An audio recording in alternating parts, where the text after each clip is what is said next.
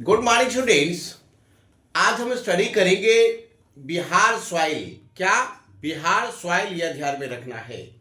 बिहार की मिट्टियां को स्टडी करेंगे और हम यह जानेंगे कि मिट्टी क्या है, इसके फैक्टर क्या क्या हैं, बिहार में कितने परसेंट कौन सी मिट्टी पाई जा रही है, पेडोलॉजी क्या है, 5 दिसंबर चर्चा में क्यों है, और हमारा उत्तर बिहार की मिट्टी कौन कौन है, दक्षिण बिहार की मिट्टियां कौन कौन है, पर्वतपदीय मिट्टी क्या होती है, तराई मिट्टी का क्या फीचर है, पुरानी जलोढ़ मिट्टी क्या होता है, ये इलाका जो नवीन जलोढ़ मिट्टी है ये क्या है, बलसुंदरी मिट्टी क्या है, बलथर मिट्टी क्या होता है, लाल पीली मिट्टी क्या है, टाल मिट्टी क्या है, और करेल केवाल मिट्टी क्या है। इन सारे मिट्टी के बारे में आज हम चर्चा करेंगे।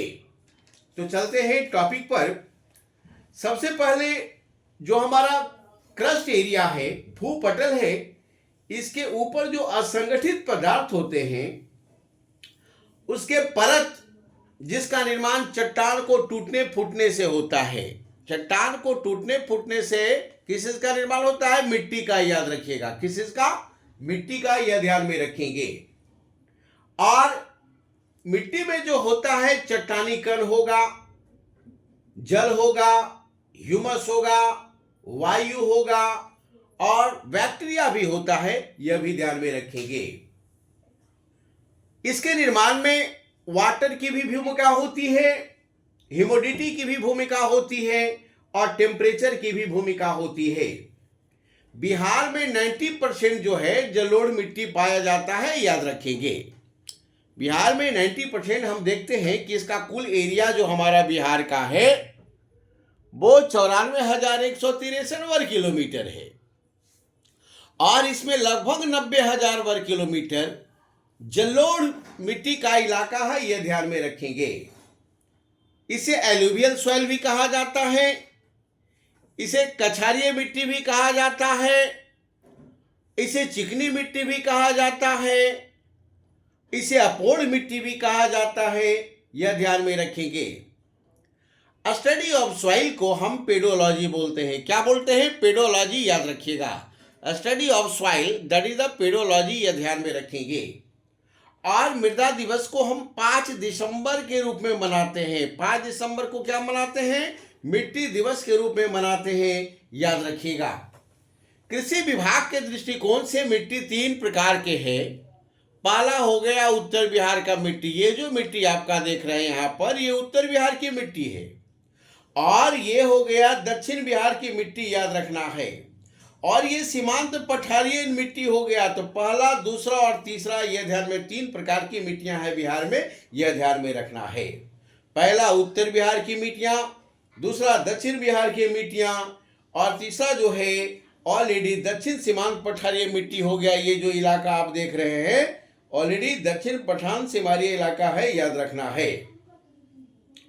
अब हम चलते हैं उत्तर बिहार की मिट्टी को सबसे पहले लेंगे। तो पहला पर्वतपदीय मिट्टी हो गया, दूसरा तराई मिट्टी हो गया, तीसरा पुरानी जलोढ़ मिट्टी हो गया, जिसे हम बलसुंदरी मिट्टी भी कहते हैं। ये दोनों मिट्टी एक ही है। याद रखना है। और ये जो मिट्टियां हैं, नवीन जलोढ़ मिट्टी है, इसे खादर मिट्टी भी कहा जाता है। ये जो इलाका आप देख रहे हैं ये खादर मिट्टी का इलाका है। यह ध्यान में रखना है। इस प्रकार से ऑलरेडी उत्तर बिहार में पर्वतीय, तराई, पुरानी जलोढ़ और नवीन जलोढ़ मिट्टी है। याद रखना है, जिसमें 56,000 वर्ग किलोमीटर पर पूरी तरह जलोढ़ मिट्टी फैला है। उसी तरह से ऑलरेडी दक्षिण बिहार में हम बात करेंगे तो गंगा, ये जो गंगा नदी है इसके जस्ट ऑलरेडी किनारे वाला जो मिट्टी है आपका टाल मिट्टी हो गया और उससे जो लगे ये मिट्टी है हमारा, ये करेल केवाल हो गया। याद रखिएगा। और ये जो मिट्टी है बलथर मिट्टी है। यह ध्यान में रखेंगे। और ये सीमांत पठारीय मिट्टी जो होता है बिहार में लाल पीली मिट्टी होता है। इसे ध्यान में रखना है। चलते हैं पहला मिट्टी जो ये हमारा पर्वतपदीय मिट्टी जो आप इसे देख रहे हैं, ये बिहार का नॉर्थ वेस्ट सेक्टर है, पश्चिमोत्तर क्षेत्र है। याद रखेंगे। और ये शिवालिक का हिस्सा आप जानते हैं और ये सोमेश्वर श्रेणी हमारा यहीं पर है, याद रखिएगा। तो हम देखते हैं कि पश्चिमी चंपारण वाला जो इलाका है, सोमेश्वर श्रेणी के आसपास में इस तरह का मिट्टी पाया जाता है, याद रखिएगा। ये यहां पर ध्यान में रखेंगे। पर्वत पदीय ढालों पर ऑलरेडी मिट्टी जो होगा, इसका जो लेयर होगा, ये परत जो होगा, ये काफी पतला होगा, याद रखेंगे। यह मिट्टी उपजाऊ होती है, यह ध्यान में रखना है। और इसका रंग भूरा होता है। कैसा होता है? भूरा रंग होता है, यह ध्यान में रखेंगे। तो रंग कैसा? भूरा, यह ध्यान में रखना है। जहां तक फसल की बात है कि इस मिट्टी में किस प्रकार की फसल का उत्पादन होता है, तो धान, मक्का, जौ, ये पर्वत पदीय मिट्टी के लिए काफी प्रसिद्ध फसल है। धान, मक्का, जौ, यह ध्यान में रखेंगे। इस प्रकार पर्वत पदीय मिट्टी आपने जाना। चलते हैं तराई मिट्टी में। आप देखिएगा, ये नेपाल का जो इलाका है, नेपाल से सटे बिहार का जो जिला है, चंपारण हो गया, सीतामढ़ी हो गया, मधुबनी हो गया, सुपौल हो गया, अररिया हो गया और किशनगंज हो गया, ये जो इलाका है, यहाँ पर 5 से 8 किलोमीटर का एक चौड़ी पट्टी है। ये वाला, ये जो है हमारा क्या है, ये चौड़ी पट्टी है, ये ध्यान में रखेंगे। और ये चौड़ी पट्टी जो है, ऑलरेडी यहाँ पर तराई मिट्टी पाई जाती है। कैसी मिट्टी पाई जाती है? तराई मिट्टी पाई जाती है, या हिमालय के तराई क्षेत्र है, यह ध्यान में रखना है। जहां नदियां पहली बार मैदान में उतरती है, उसे क्या बोलते हैं? तराई बोलते हैं। और यहाँ पर पाई जाने वाली मिट्टी जो होती है, तराई मिट्टी कहलाती है, इसे ध्यान में रखेंगे। और यहाँ पर जो मिट्टी होते हैं, यहाँ पर कंकड़ के छोटे मोटे कण होंगे, याद रखना है।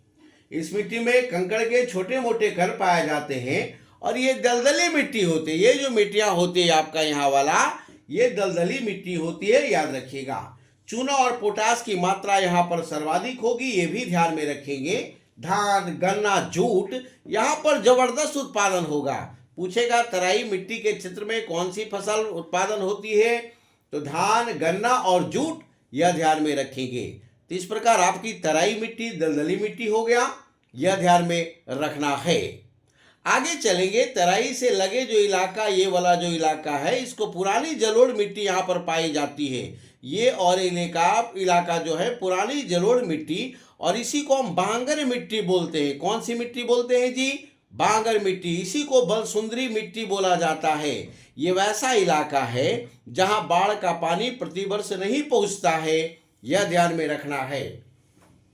और यहाँ की मिट्टी क्या होती है? क्षारीय होती है। यहाँ वाली मिट्टी जो होगा, बांगर वाली मिट्टी जो होगी, ये क्षारीय होगा, यह ध्यान में रखेंगे।